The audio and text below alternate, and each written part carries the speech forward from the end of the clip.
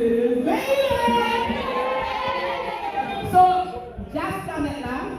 You want to see a stand now or close first? So, I know you guys have been waiting all night for this.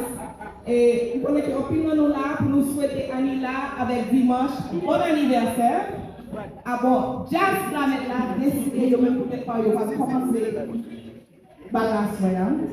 So if you guys can put your hands together, we're going to look up the one side. Class.